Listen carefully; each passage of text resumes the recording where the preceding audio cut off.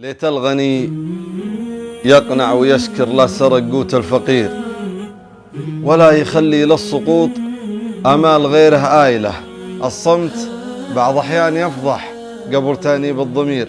سولف ولا تقبل علي ولا عليك المايلة، يلي سرقت الذوق قبل السر من لطف الحرير. كنا الأدب موطنك وانت المعدن الخاصايلة، ما أدري حضورك غير ولا الشوق ومقابلك غير. غيابك القاسي يذكرني بشمس القايلة. ما قلت لك هذا الزمن والناس والوضع الخطير، يا كثر ما يجرح قلوب أهل النفوس الطايلة. شفني علشانك صبرت وكنت في وضع الأسير، ما يوم جيت أشكيلك اللي في خفوقي شايلة. الجرح ينزف وإن سألت أقول لك حالي بخير، فضلت أشيل بداخلي حزني ولاني قايلة. والشوق ما يعرف أمير ولا كبير ولا صغير، أحيان بعيون البشر نقراه من عمايله.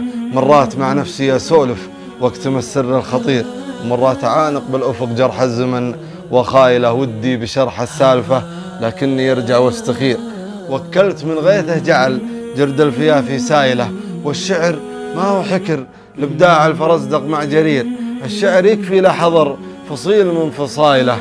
يا ما تعلمت ارسم البسمة على شفاه الضرير، وانا بأوجاع الزمن تكبر ولا هي زايله. يدرك معاناتي هنا من يعتبر نفسه بصير، والناس تحفظ للوفي لو جزء من جمايله. مرتاح ما دامي وصلت اللي لهم قدر كبير، والشوق عنوان الغلاء والحب له دلايله.